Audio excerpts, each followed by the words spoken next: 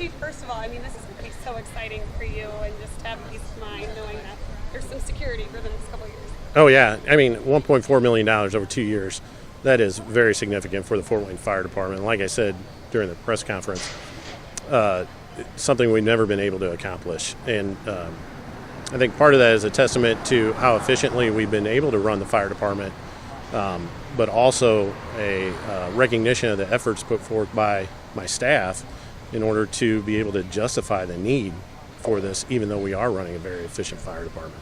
Can you kind of paint a picture for us of what would have happened if you didn't get this grant? I mean, the mayor said it would have been a struggle. Well, yeah, every year it's always a struggle in order to maintain our staffing and make sure that our firefighters are taken care of as well as the citizens. But like I said earlier, one thing we've always been really good at as a fire department is making sure that we're providing the best service for the citizens of Fort Wayne. So when you're sitting down and writing a grant and you're telling them that you have really good response times, you have really good equipment, but what you really need is money for firefighters because property taxes have been capped, it becomes difficult. Well, I shouldn't say difficult, but it becomes, you worry, I guess, is are you going to be able to justify it enough in order to get the grant? And we were successful at it. Yeah. And so you're not just adding like 2 firefighters, you're going to have 15 new firefighters. And so, talk about the impact of that. Yeah, so 10 firefighters, which are funded by the SAFER grant, and then another 5, which was a commitment by the city, kind of as that matching portion that we usually get with grants to say we're committed to this as well. So if you give us 10, we'll add another 5 at our own cost. It's going to significantly reduce the amount of overtime because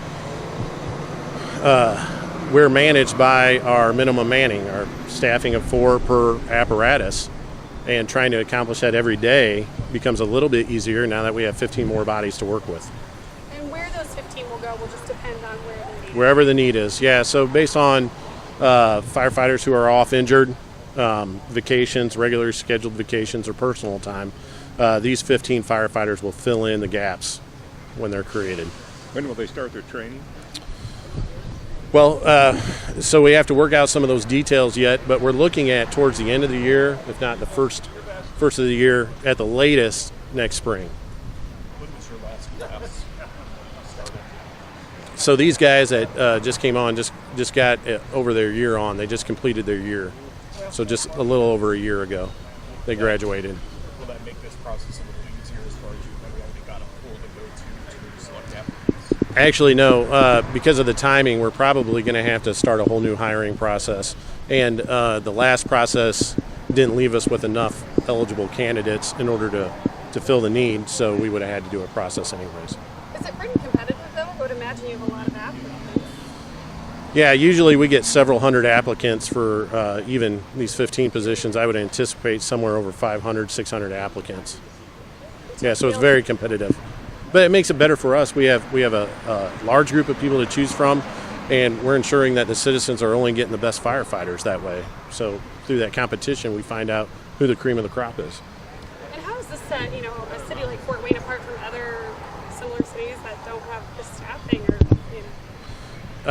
what we've found over the last few years, especially in the state of Indiana, because of these property tax caps, is that a lot of communities are struggling in order to maintain their minimum staffing.